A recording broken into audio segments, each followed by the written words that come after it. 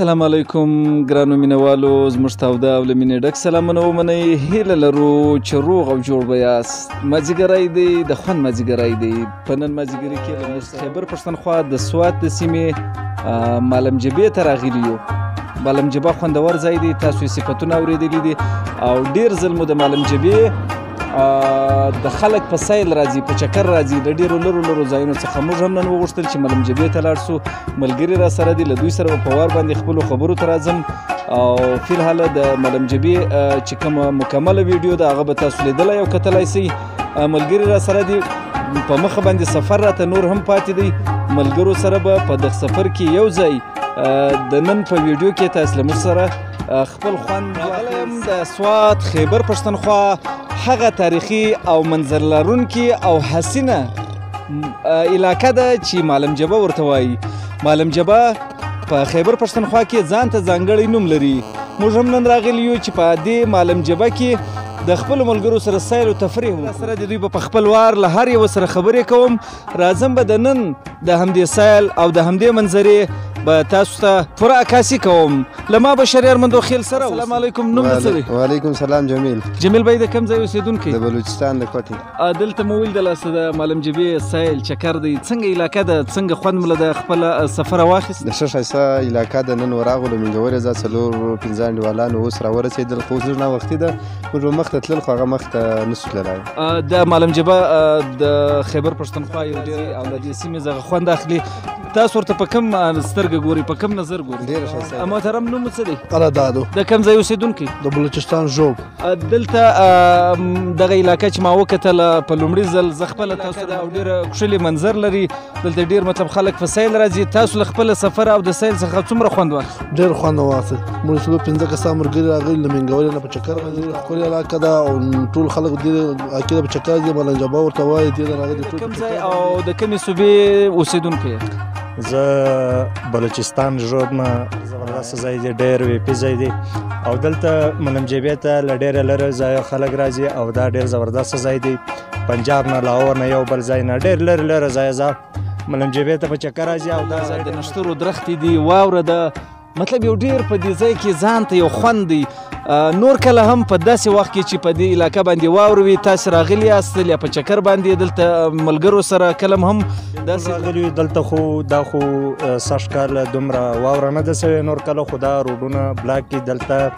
ګاډۍ نشي راتلی خلک اکثره پیادل هم راځي ځینې ځایه پرې په ګاډۍ کې راځي او په ځینې ځایه پرې پیادل هم راځي تاسو چې د سوات د منګورې د سیمې اوسېدونکي یاست مالم جبې ته به نور کله هم راغلي یاست په سیل باندې د نور کله د سیر و تفریح او د نن د سیر و تفریح څه فرق محسوسوئ ماشاءالله ډېره مزه کوي ډېر زبردست ځای دی ډېر ښکلی خوندور ځای دی یخ دی واوره هم ده او نور هم راسره ډېر ښه ملګري راغلي دي هغه هم راسره ډېر ګپ شپ لګوي او ډېره مزه کوي ډېر ښایسته ځای دی دلته چې زه ګورم چار چاپېره تر څه وخته پورې دلته بیا مطلب پروت دی په څومره وخت کې دغه واوره دغه حسینه منظرکشي وي دا خو تقریبا د ډېر وخته پورې پرته وي تقریبا مارچ اپریل پورې پرته وي ډېره مننه افتخار بایو له موږ سره خبرې وکړې کور ودانۍ ورته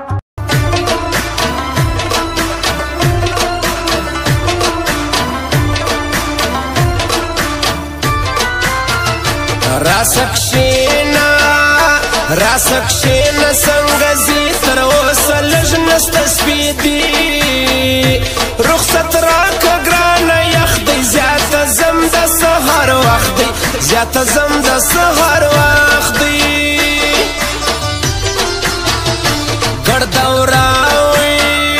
ګردورا درته ماتله راسه زر لیونو هله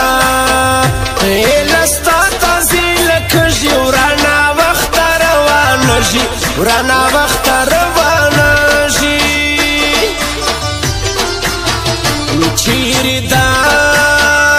چیرې دا لښکر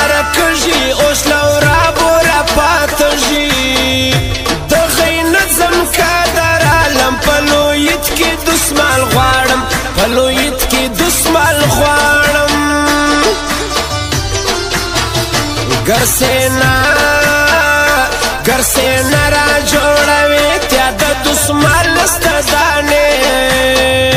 وانري ته ویایا دورا په ورځ د که خدای مړه دورا په ورځ د که خدای مړه وي په یوه واده ځي هر یو راله ژړو نه ځي جوړ دي بچش غمجنې خالي کاږي تر کارستني خالي کاږي تر کارستني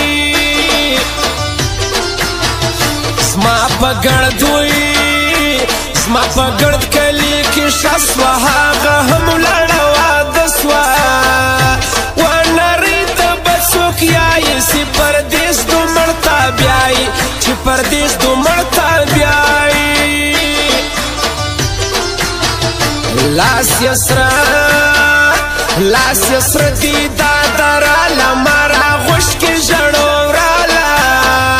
سینري راځه ختللګي بیا خندا نه ده راغلګي بیا خندا نه ده راغلګي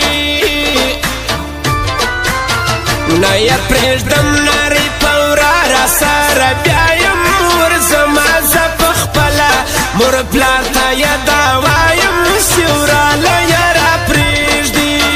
په هتڼ ګډه سوه دریا ورسره نه ښکاري ورکوی دریا ورکوی په لیلا هتڼ ډېر ښه ښکاري ښایسته